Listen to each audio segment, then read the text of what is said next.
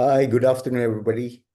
Thank you for joining us today. On behalf of Team HR Consulting and the organizing committee of SME HR Conference 2025, I'd like to warmly welcome all of you to this special webinar preview session. This is just not a webinar, it's a strategic pit stop designed to help you, SME business owners, leaders, and HR practitioners, to reflect on how people strategy directly impacts your business growth. Okay, as we count down to the SME HR conference that is scheduled on September 8 and 9, today's session offers a glimpse into the real world challenges and practical solutions that we will unpack more deeply during the main event. Latest update that we received, we got the confirmation from the Office of the Deputy Prime Minister that Yang Amat Berhormat Datuk Sri Fadila Yusof will be coming to officiate the event as well, followed by some high-level SME coaches that IHR's management team have gone through training with them as well. So we've managed to invite them as well to share their experiences during the session. Today, we are so privileged to have 4 of the speakers who will be presenting papers during the HR conference.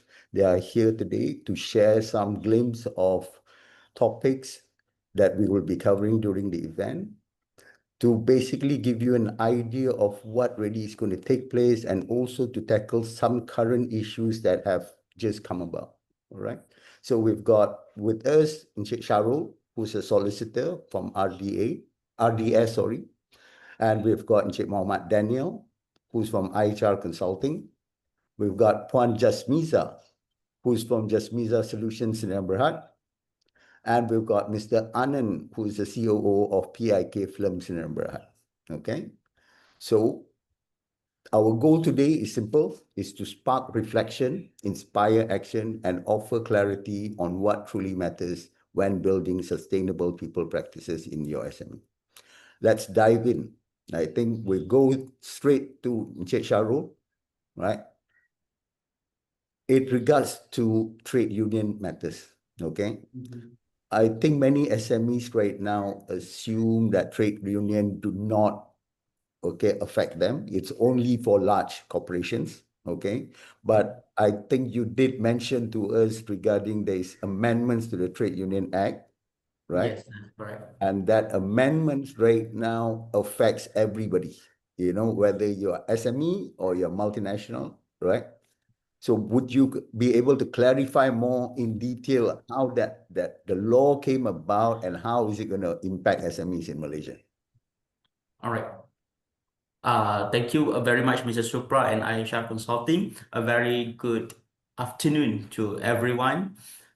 First and foremost, thank you for this opportunity to speak as the first speaker during the conference. And I know this topic is a hot topic nowadays in the market because of the confusion, not really confusion per se, it's about the major or significant amendments to the law, particularly the Trade Union Act. Ladies and gentlemen, by way of introduction, my name is Sharul. You can call me Sharul. I'm an advocate and solicitor on employment and industrial relations. And my daily routine is I would advise clients on any related issues pertaining to employment law. And this is part of my bread and butter as well because it involves employment aspect. So, I was informed that today's webinar is just to give a hint or spot. Some overview, right? So Yeah. you don't have to wait until September 8 to 9 to understand the impact of the Trade Union Act. All right.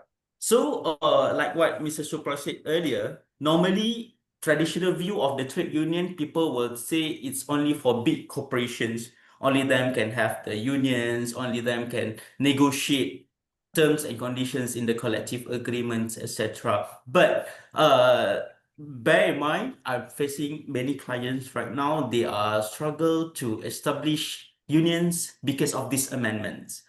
Because the most significant section is that section 2 itself on the definition of trade union. Because traditionally, trade union defined under section 2 as if I can, okay, here.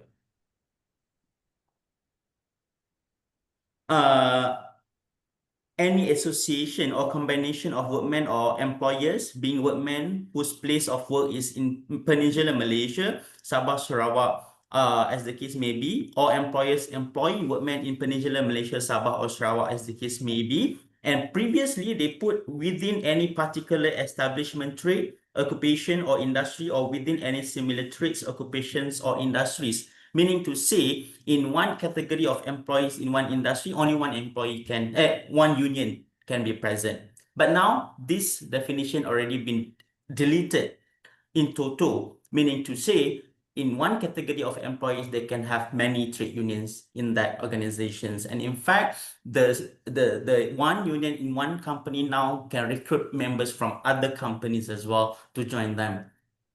These, of course, will create a chaos in the union system, trade union system in Malaysia, particularly the employers and whatnot. But the intention of the legislator is that they wanted to increase the number of unionized workers in Malaysia because statistically, we have about 16 million workforce in Malaysia right now, but unfortunately, only 1 million are unionized workers, meaning we are among the lowest unionized workers in the world. So that's why the main intention of the legislator to increase the number of unionized workers so that their rights and protections could be better enhanced by union solidarity as compared to individual voices.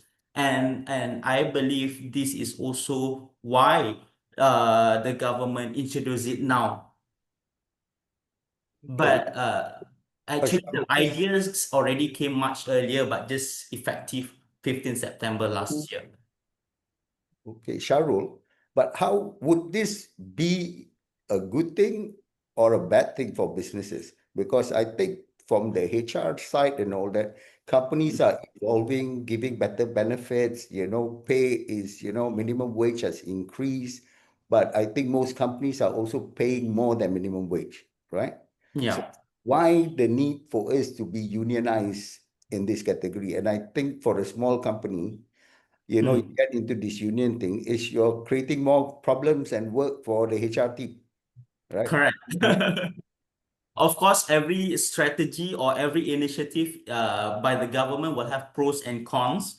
So I would say the pros is that, of course, now the workforce can be unionized in one voice instead of individual voice. So normally or typically management will hear to the union side more than individual employee because union will bring the voice of many employees, the group, the members as well. So in terms of the pros, I can see in the enhancement of terms and benefits, Mr. Supra, because by entering into a collective agreement, let's say you enter the first collective agreement now, 6th of August, and the time period for one CA will about 3 years time. So in the next collective agreement, of course, we want it to be better than the previous one.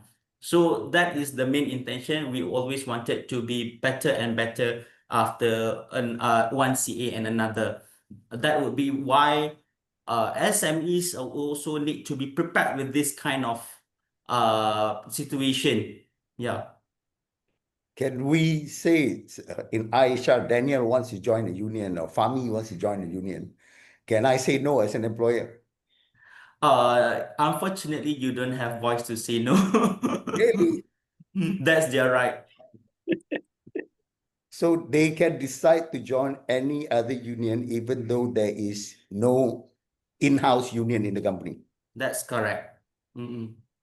Okay, that's getting dangerous. Mhm. So how does SME or employers protect themselves? For employers to protect themselves, Section 12 Industrial Relations Act give powers for sole collective bargaining, meaning to say, even though you have many unions in your company, at the end of the day, the company will only negotiate with one union to discuss or negotiate on the collective agreements. So if another union's not happy with, let's say, one union A got the sole bargaining right, but then Union B, C, D not happy with the decision. So what they can do, they can raise their unhappiness to the DGIR, and then there will be a secret ballot process to it to determine which union is famous among the members to have the sole bargaining rights with the employer in terms of negotiations of the collective agreement. So when did this take effect? Effective last year, 15 September 2024. Okay, so Mm. all companies should be wary of this and Yeah. understand that. And if I can add, I know later on 8th of September, I only have 1 hour. Okay. What I can see now, some SMEs already started to set up their own in-house union. Yes, Oh, yes. The idea came because the national union started to engage their employees to recruit them or wanted to be recognized in the particular company. So certain company, what I was informed by the DGTU when I had a meeting with him, he said now the in-house unions are mushrooming among the SMEs itself. okay. I don't know whether that's positive or negative for my, as HR consultant. I, I think obviously there's pros and cons to it, but I think for a small SME, this just creates more headache, right? In terms of administrative work and also, Mm-mm. but I think there's also protection on the worker side that we got to look into, right? Mm-mm. Yeah. So would you be sharing some case studies and all that during on your Yes, I number? will. Yeah, Yeah. I have a few case law Mm. to say on this, and I also argue in court in few trade disputes, so I can share some of the awards that I managed to defend employers. Okay. Mm. So maybe just a simple I think we are coming to an end on your timing. Okay. Just a simple advice in the event, say, Daniel today, tomorrow, and Fami decided to form a union in IHR. How do Mm. I respond? How do I? Okay. If you are a good employer, you can straight away allow such recognition, meaning to say you allow them to be unionized. But again, it's subject to Section 9 exception. There are 4 levels of employees that are excluded from joining members of the trade union. But if you don't want to recognize this, you must have a strong reason as why you wanted to not to recognize them. You must give reasons within 21 days, in fact, after you receive such application for recognition. So thereafter, the process is if the union happy with the justification from employer, okay, they will back off. But if they are still wanted to fight for their right, they will go to the DG, say, look, employer don't want to recognize us, whereas we managed to get the majority members among IHR, for example. So of course the DG will take over and conduct secret ballot and whatnot to determine the recognition process. Thank you so much. Do you Yeah. got any last advice before I move to Mr. Daniel, who's waiting? My last advice is that, of course, this process takes a lot of processes in it. It's not only recognized or not recognized, wanted to join a member or not. It's about the process itself. It involves government bodies and whatnot. So that's why the SMEs, especially HR or business owners, you must aware about these processes so that you won't be manipulated by your employees. At Okay, least you know the basic of the framework. thank you, Cik Sharul. Thank you For so your much. time, I'll look forward to seeing you more often. Sure. Happy to do that. Okay, and we'll see you at the conference and Sure. look forward to listening to more of your case studies. I think case studies is the best way for us to truly understand because you know what, for us who are not lawyers, right? When we read the act, the acta, it's very difficult to understand, right? I understand that. Thank you, Cik Thank you Sharul. so much. Okay, now I would like to welcome Mr. Daniel Roy. Hi, Okay, Assalamualaikum everyone. Good hi, morning. Daniel. Salam satu Malaysia and Sawadee Saudi Cup, because you're in Thailand. Okay. Daniel, your topic, okay, that you're going to be covering is managing disciplinary issues. effectively, right? This is what you do on a daily basis in Yeah. IHR, advising customers on how to handle disciplinary matters, non-performance issues. These are like something on a day-to-day basis, right? Yep. So maybe you can share some highlight, okay, how handling misconduct or poor performance within an SME, because it's a smaller setup. Yeah. It can be quite challenging, emotional, and sometimes inconsistent because the team is smaller, right? How do you handle because you're closer to the person? This is not like a 2,000-man operation. You don't even know who people are on the next floor, right? Yeah. So what are the first steps SMEs should take when they have got a disciplinary issue? I would say the way we advise our clients is to understand the issue first. Is it a disciplinary issue? All right. Is it a misconduct or is it a performance issue? We just have to firstly understand that. Number two, I think one of the things we always look at SMEs, I mean, the advice I get is, Mr. Daniel, employee did this. How can I terminate? Right? So the first thing all SMEs should do is take out the notion or the intention that the moment you give 2 warning letters, you're ready to terminate.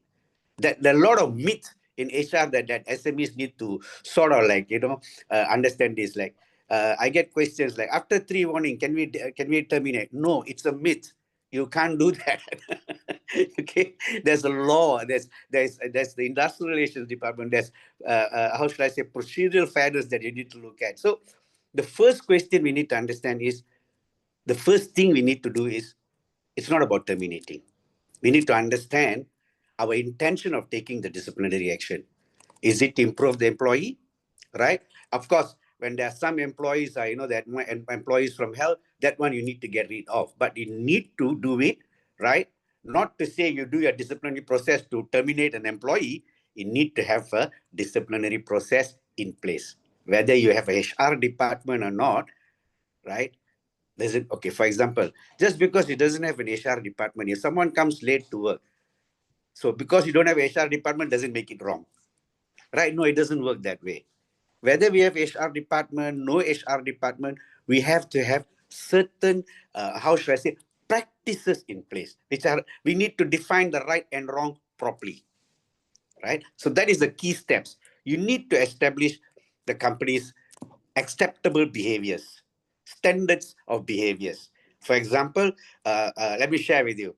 In IHR, let's say, for example, you come in at 9 o'clock in the morning, right? Oh, everybody will say I'm on time. No, it's late. You're supposed to come in at 8:45 because you know why? When you come in at 9, you're not doing your work at 9. You're probably having your nasi lemak and all that done. 10 o'clock only you start work, right? So someone comes and tells us, oh, I came in at 9. No. You have to be at 8:45. At 9, your laptop should be on and you're doing business for us, right? So these are little things we need to understand and communicate clearly before we do the disciplinary action. And a lot of times, SMEs fail here, right?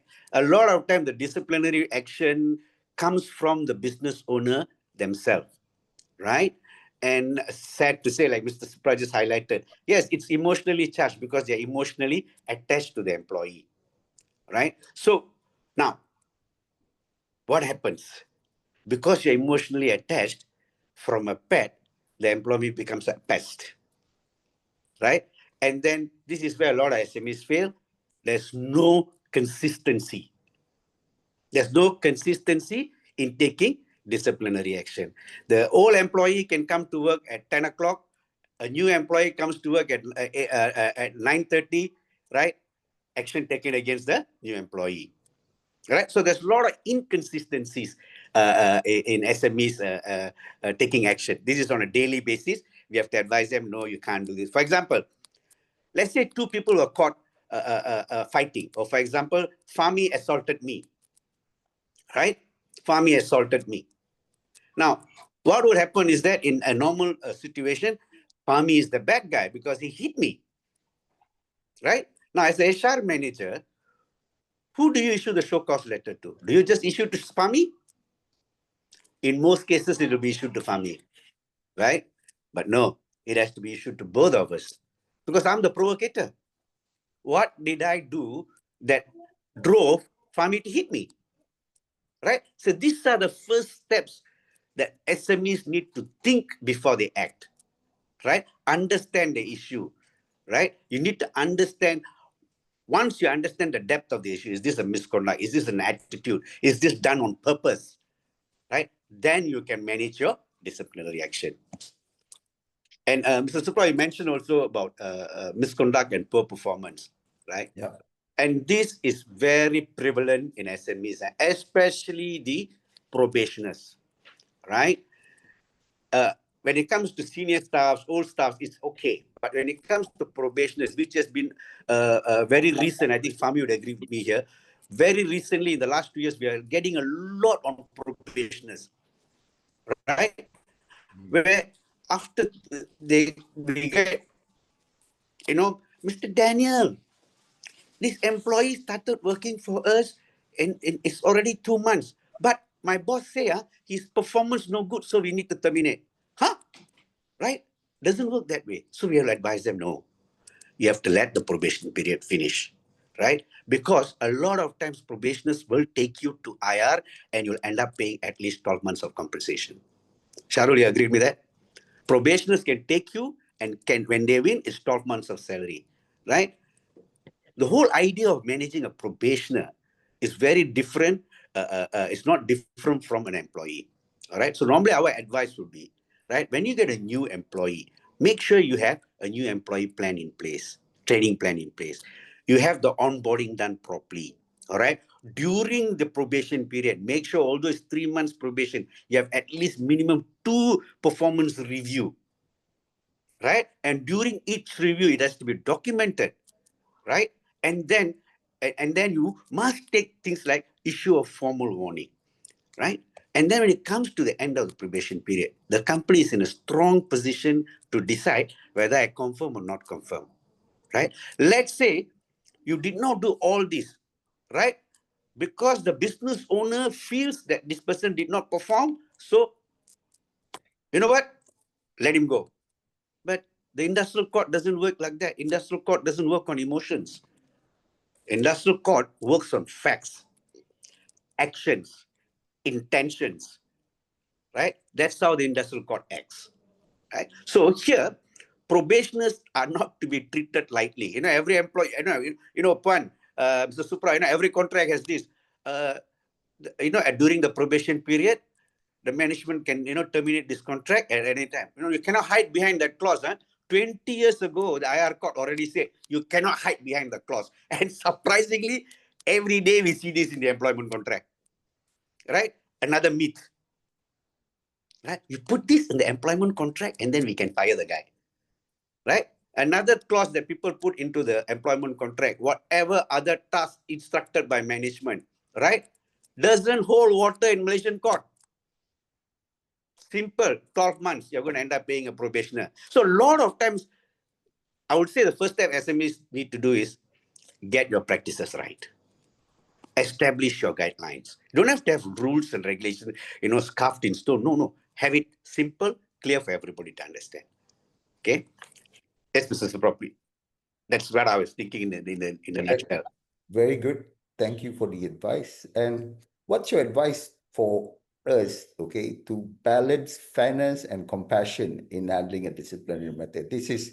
I'll call this the art of management. The Yep. science of management is where Sharul will give you step 1, step 2, step 3. But Yep. that whole process of doing it, I think you need to find a balance of being firm, okay, being compassionate at the same time, right?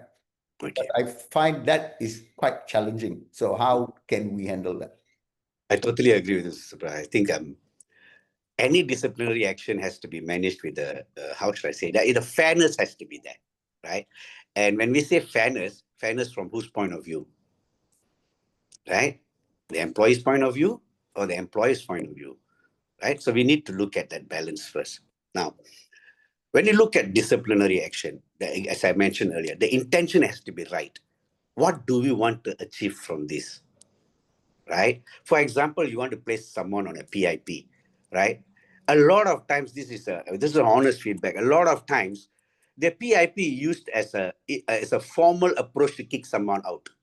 It's a Right? tool We need to make sure we have a PIP. After PIP didn't work, we have to have a show cause. After show cause, we issue this, and then we go to DI, and then we fire. Right? So the PIP is not to improve the employee's performance. Rather, it's an avenue or a platform to show everybody, look, this Fleur is a useless employee. I put him on 3 months PIP. This is how useless he is. The PIP is just a formality, right? And when we question back HR managers, so who did the review on this PIP? No, actually we followed the production list and all that. I asked you a simple question: who did the review? Right? You do a PIP, but you don't do a review. And then PIP finish at the end of the PIP review. Our PIP shows you did not achieve your targets. So as said, we made the decision to terminate you. Doesn't hold that. Right? Again, I go back. The intention has to be right. Right? How do you manage someone's performance to make them better? The whole idea of a PIP is to make the employee better. Right? Because it's better to do the PIP than doing the whole recruitment and retraining process, which is going to cost you more money. Right? So the PIP is a very compassionate approach.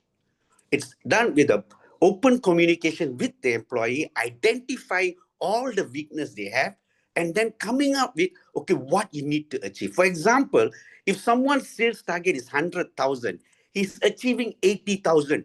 You don't go whack the fella and give him a warning letter, all that ready to fire him. He's only down 20,000. Help him get the 20,000. The PIP is supposed to help him get and close the $20,000 gap. Right? Not for him to achieve another 100,000. And most of the times when I see the PIP, it's suddenly things which are not in the JD are inside the PIP. Right? So, and a lot of times the PIP is written to make it sure the company, like, got a solid case in hand. Well, ladies and gentlemen, let me tell you the truth. Right? Even if you have the most solid case in hand, you take it to IR, it all falls down to what the IR court chairman looks at. Right? And at the end of the day, your intention, your actions will all show in the IR court. So firmness and compassion has to be balanced. So the number one, intention has to be right. The PIP or any action that we are taking is not to terminate or to fire at the end. There must be a positive end to it, right? If I'm putting someone on a PIP, right, that person within that 3 months, even the PIP has to be fair, right? You can't put a 1 month PIP. Someone will tell me, the probation is only 1 month left. Can I put on a PIP? That itself is a clear cut. When you go to IR cut, IR court chairman will ask you, oh, you decided to put this person on the last month of his probation on a PIP. Does not make sense, right? So again, we need to be very clear what we want to achieve, right? But there are cases where, Mr. Supra, sometimes we really need to put our foot down for the benefit of the company. We need to take serious action, right? And we cannot compromise in those situations. For example, the best employee in the company suddenly caught stealing, right? So are you going to give him a warning letter and say, hey, next time don't do it? Stealing is stealing. Steal more next time. Steal more next time. Steal from others. Right? But the thing is that stealing is stealing. Right? So we have to be very fair in our disciplinary action. I'm going to just add what Sharul just said. With the union coming in, right?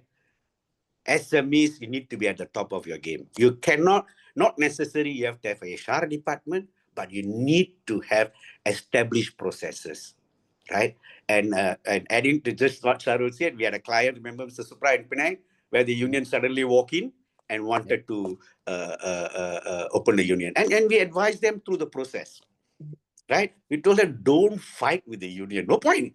The number one thing you need to realize, it's going to happen, right? So when you have union, how do you manage discipline? That is another merry-go-round itself by itself, right? So SMEs need to now be very careful. Managing discipline and performance, it's not as easy as before, number one, because employees are also very different, right? They're gone are the days when people like Mr. Supra and I went to work. We were told when we didn't achieve a target, we were so stressed and so worried. Nowadays, when they don't achieve the target, and when you take action, mental depression. I go to work now, I got depression. And this is the best form.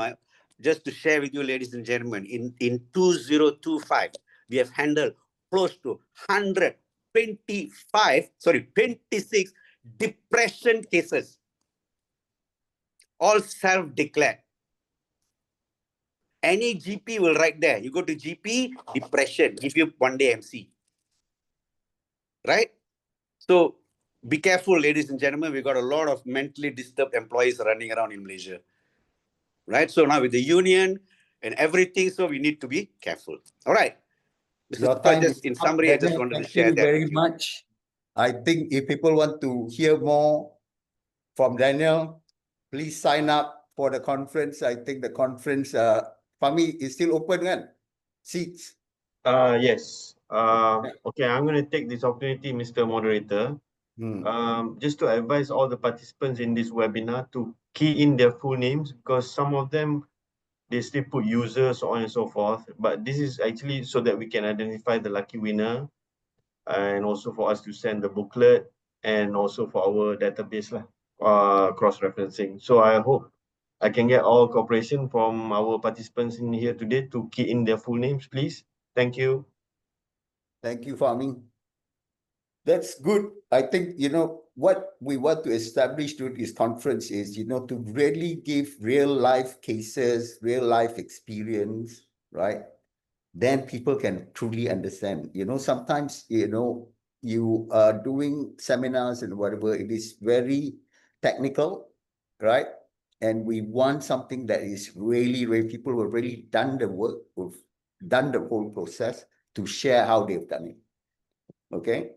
That is me selling about our conference a little bit, sorry. Okay, now we go to my favorite topic, Miza, optimizing manpower in a corporation, lean teams. She is the expert in this field. She has, I think, coached more than 2,000 companies, SMEs, and she's also, 200, not Oh, 2,000. 200. Okay. Okay. And she's also doing consulting work with Petronas and all that, not only consulting SMEs, but she also consults multinational companies, right? So this is where I think she brings the best of both worlds, from the MNC, how they do it, how they do the structure, and bring it to an SME and adapt the whole situation. So Miss Puan Jasmiza, okay? Can you enlighten us about manpower optimization? It's a subject that I really like, but I think there must be techniques and methods of doing it. It's not ikut hati saja. Betul, betul. So, may I take the floor? Yes, ma'am. Thank you very much, Mr. Supra, and all yang berusaha bersungguh-sungguh, HR and non-HR management, that in this forum. Basically, let me start with correcting perceptions on the word optimization.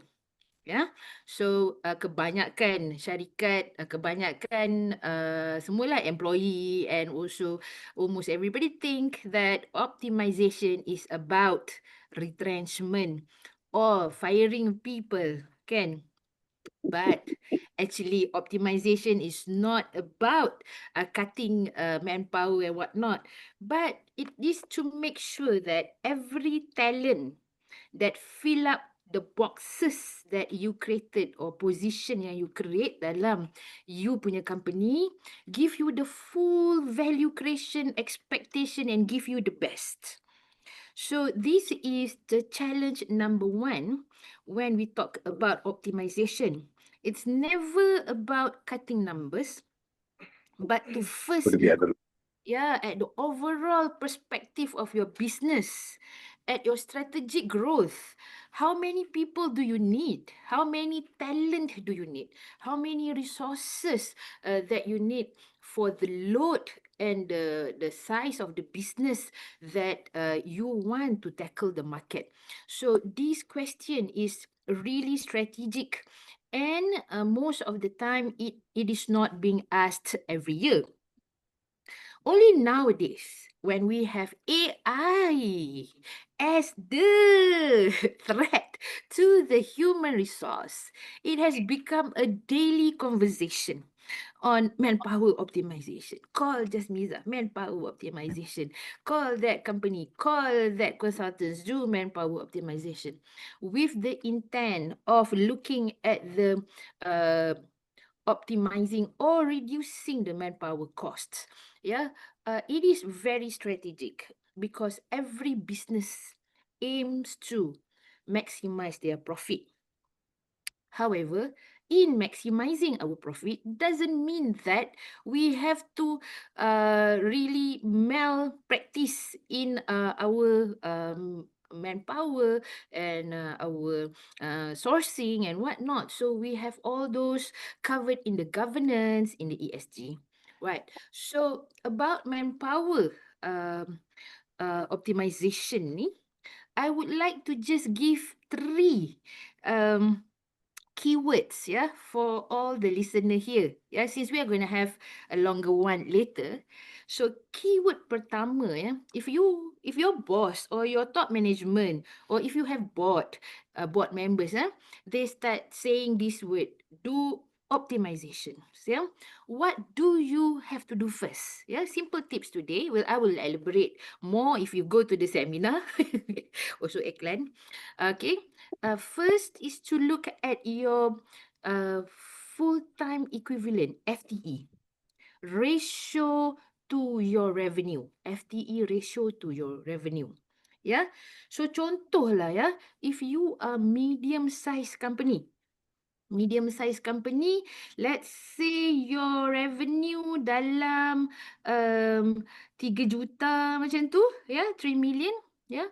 So the FTE ratio is about 200 to 250K. So you calculate that. If your revenue is about 3 million, one staff must create value of 250. When I say create value, this is not sales, yeah. Don't just equip this to sales. These are the whole operational value chain manpower. Starting from the planner, kepada productions, kepada marketing, kepada logistik, the whole true value chain. Total staff, kan? So this is like when you look at your revenue, bahagikan dengan numbers of staff, duduk dalam range tu tak, ya? If you want to know more, then we will cover a good table nantilah waktu seminar. But that is an indicator. For smaller business, less than 1 million, yeah? So you might have about 3 to 7 staff like that. Expectation is at least 1 staff ratio at least 100 to 120,000.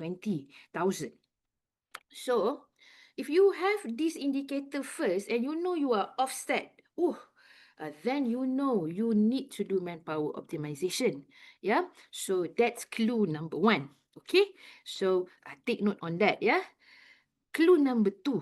Yeah, when you want to do manpower optimization, you've got to look at your staff movement. Ya, ada OT melampau-melampau ke? Ya, atau staff semua balik sebelum time sepatutnya. And they are loafing around, tengok YouTube, relax. So when you observe that, you kind of know that the load in the job description tu mungkin tak cukup. Your KPI dekat individual performance contract tu maybe tak cukup output dia. So you already know that this I need to optimize. Yeah. And perkara ketiga that is very high side sikit, when you look at your competitor doing the same business with you, yeah, their revenue is bigger than what you get, but numbers are so much less.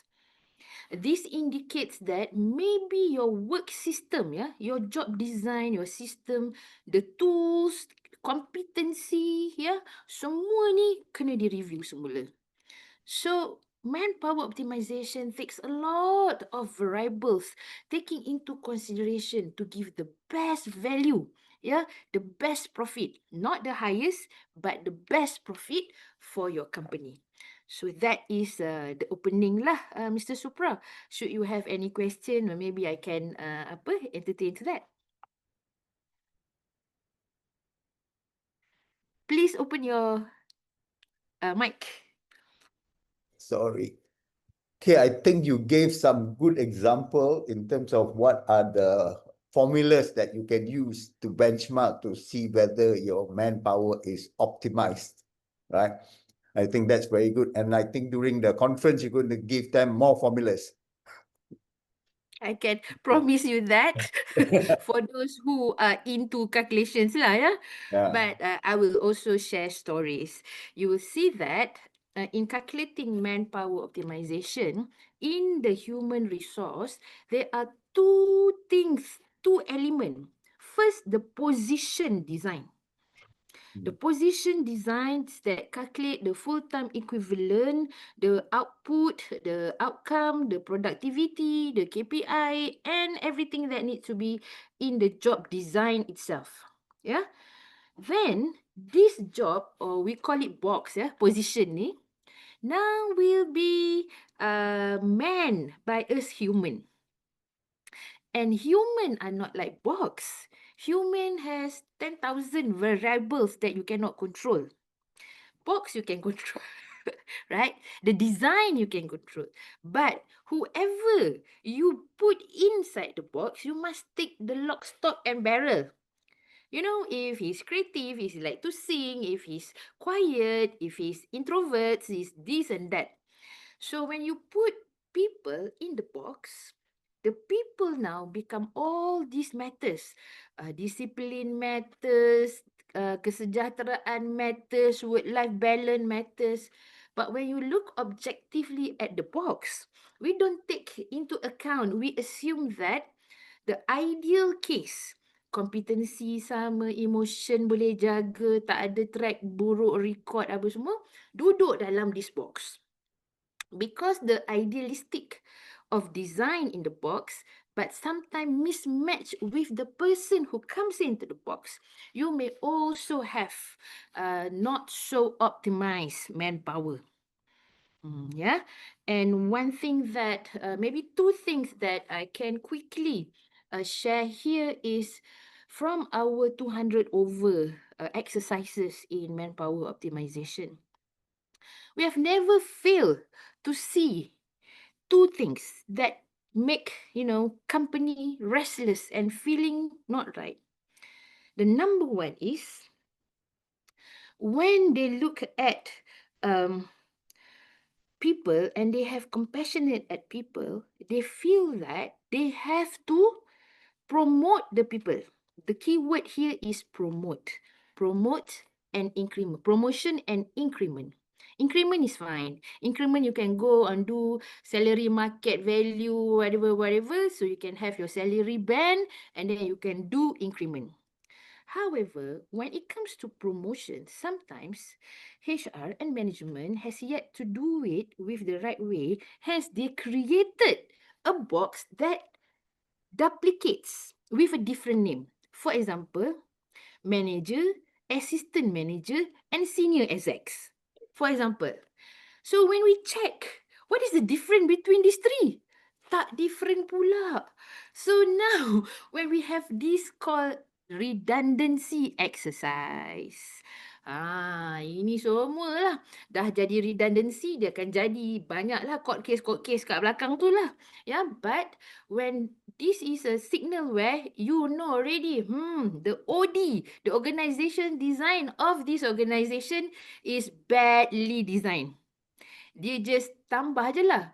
Dah lama lah dia ni duduk kat jawatan senior manager, senior exec ni. Why not we make her assistant manager? Tapi rupanya kerja sama macam the exec. So this is an indicator, ya. Okay. Perkara kedua, ya. Do I have time? Do I have 1 more minute? Yeah, sure. Perkara pertama yang paling sakit sangat saya tengok, ya. But I cannot do much lah, ya. Consultant is consultant lah, ya, orang luar. the leaders and the managers is number one culprit to fail in designing the job to suit the talent that they want. Bukan salah siapa-siapa. Jangan rasa ni kerja HR ya. Ini kerja manager di dalam function tu. Dia tidak ada kompetensi untuk design. Hari ni dia terfikir satu kerja, esok dia pergi isi borang, minta new staff. Okay, HR, dia punya KPI is to recruit within SLA. Dalam 30 hari, sampailah this talent. Very talented. Some more. Also can pay very high. Tengok-tengok job description, level tak challenging langsung. Ya, tengok-tengok AI pun dah boleh ganti. That's it. Itulah yang banyak kami tengok dalam sepanjang 20 years in this area. So, Mr. Supra, I think I've taken 15 minutes. Yeah, so I hand back the session to you. That's very interesting. Thank you so much. And I believe this is one key things that SMEs need to understand, because when you are overstaffed, understaffed, how do you measure, right? And you need to have a tool, not your emotion to measure, right?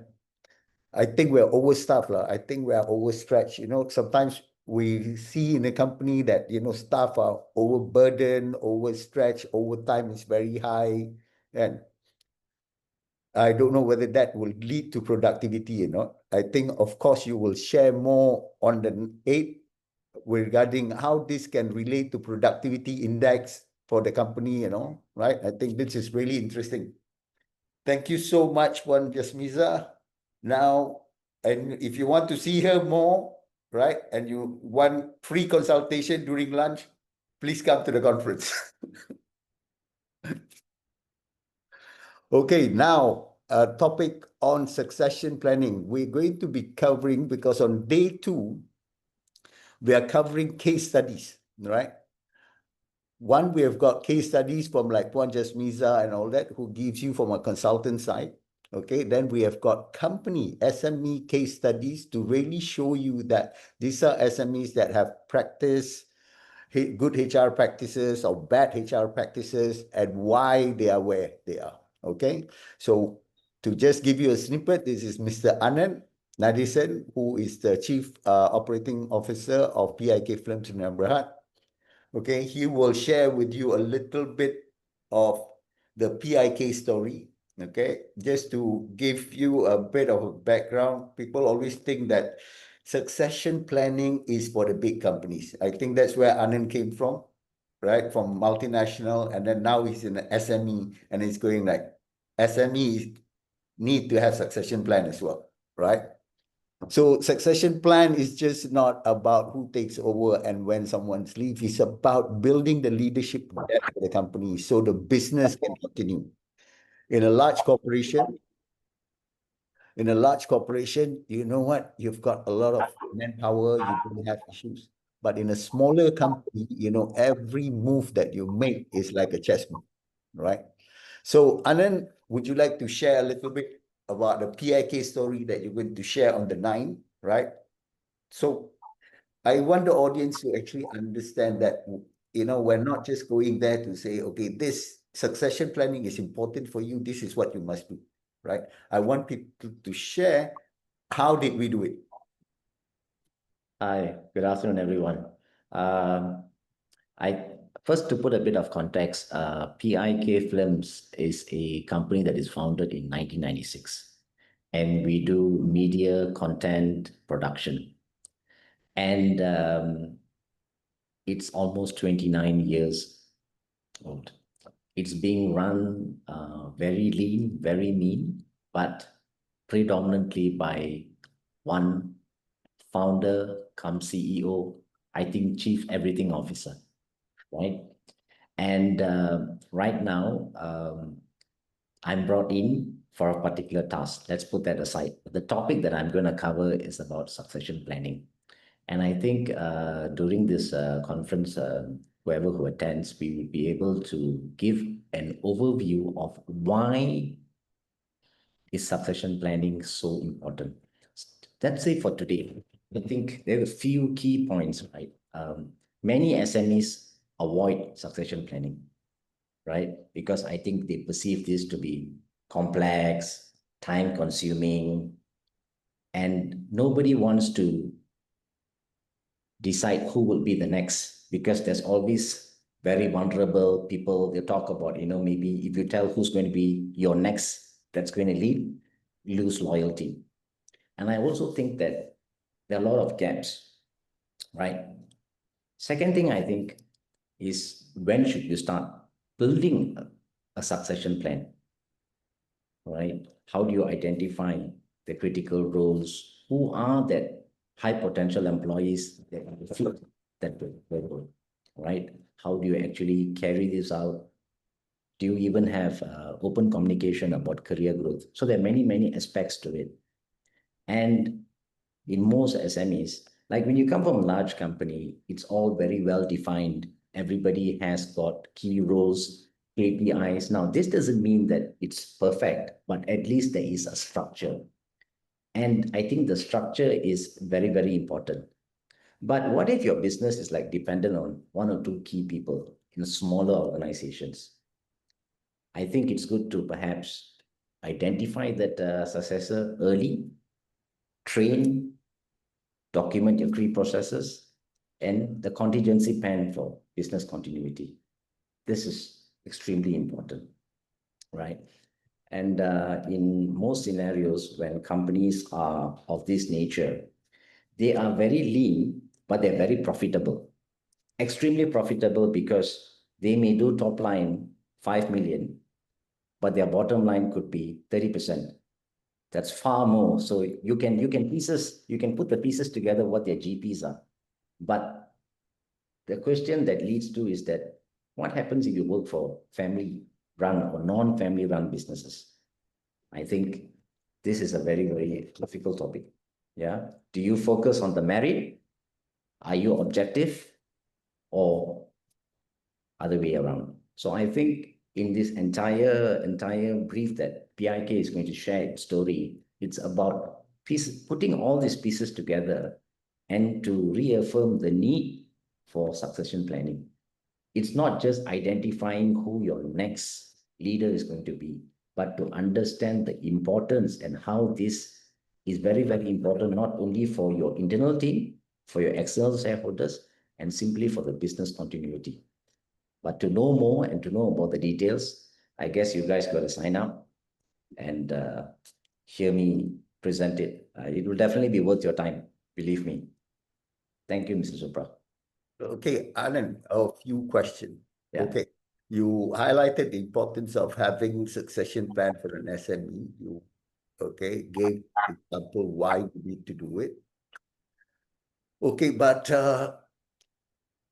just coming up with a system succession plan is not enough, in my opinion. I think you've got to be able to identify the right talent, who, right, and how would they fit the role, right? Because in an SME, from my understanding, if we say owner-led organization, right, and if you don't have the right successes in place, if anything happens to the owner tomorrow, right, I think your case is a classic example of that, right? Bam, something happens, the owner goes, the business is in a limbo, right? One, with your principal, your customers and all that will lose confidence. Your internal team will kalang-kalibut. Okay, where do we start? What, let's go and check boss's laptop, all the emails, right? So how do you actually, while you wanted to do that, right? How do you actually identify, right, the people, right? Say if you've got a 5-10 man operation, who are the key people that you will need to come up with, say, okay, I'm going to have this person, okay, how do I? So from your experience, how do you actually identify this talent? I think, great question. I think first and foremost, Mr. Supra, I think you must first have your internal documentations, your internal processes in order. Like for PIK, we are in a unique situation that we do have documents. It could be in a portal, but it's good because we have those documents. So I think here you talk about streamlining the processes, ensuring that you adhere to your guidelines. Now, let's not talk about the HR side of it. We're talking about the operational side of it. It's about getting up to speed with your clients. So here we have the database. So coming back, we also have the talent, but we don't have the planning, like who is going to be the next. So your question is actually it's quite a difficult one to answer. But the way I look at it is that I think internally, you got to have your processes, you got to have your documents first in order. And then after that, you've got to see who do you have within that team. Now, if you are with a team that's only about perhaps 3 or 4, then you've got to be open. And I think this is the very important part, is to explain to them what has happened. Will there be any changes? Most of them want to ensure that, the business continuity. Will let's say the other shareholder decide, no, I'm done, we're going to sell it off. So I think these are the certain segments that you've got to put in order first before you then decide, because you're not sure even the person you're going to bring from the outside will be your best fit.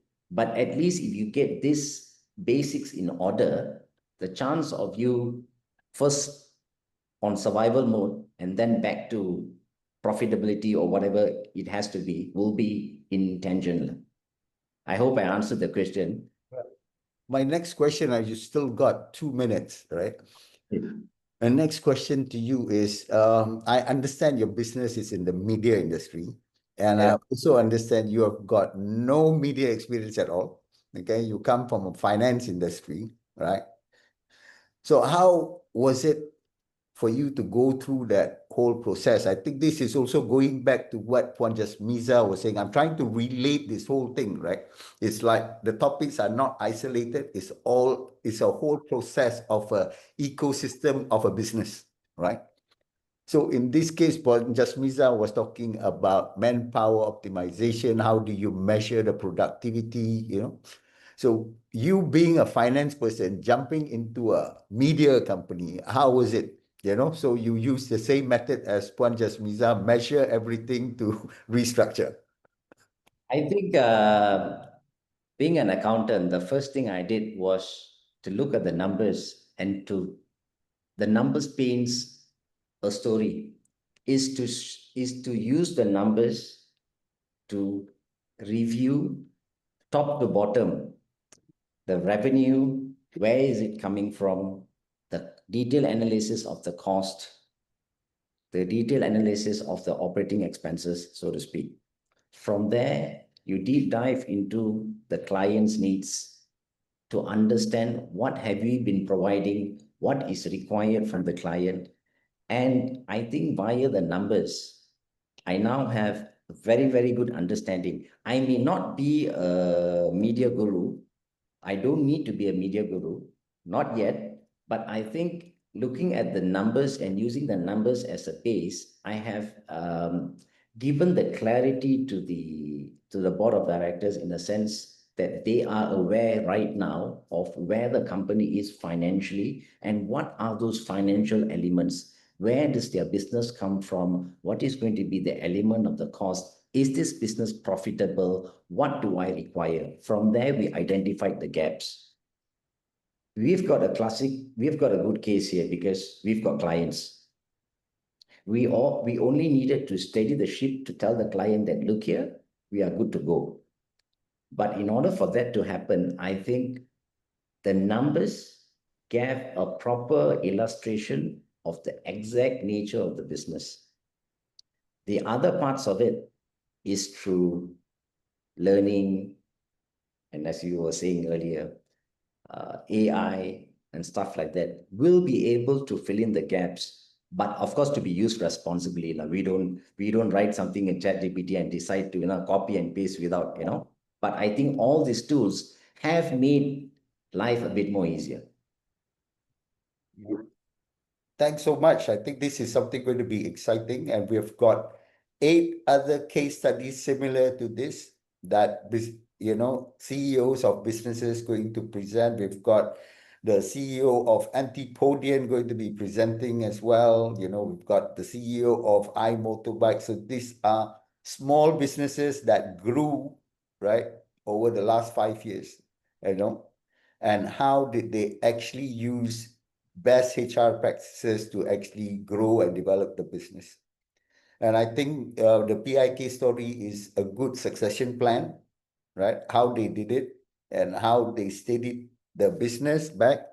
And I suppose your shareholders are a bit happier now.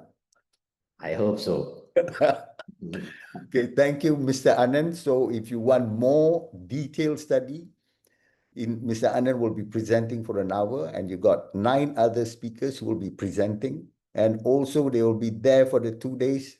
You can sit with them, you can ask them all kind of questions, you know, you got networking opportunity. And on day 2, guys, you know what? We've got a barbecue networking session. Okay, isn't that amazing? Right? You come for a conference, you get to network, you get a barbecue, right? And I think you got to fill up all your details, you know, what Fahmi has given you. So if you put your names and all that, you'll be entitled to the lucky draw. And you also, Fahmi just mentioned that the early bird pricing of 2005 will be extended for today and tomorrow for those who are logged in today. So if you contact Fahmi or Stephanie Chu, they will immediately, you know, offer you the early bird pricing of 2005 because the actual price is right now at 3,500. Okay. And thank you, okay, Encik Syarul, Mr. Daniel, Puan Jasmiza, Mr. Anand for coming on board.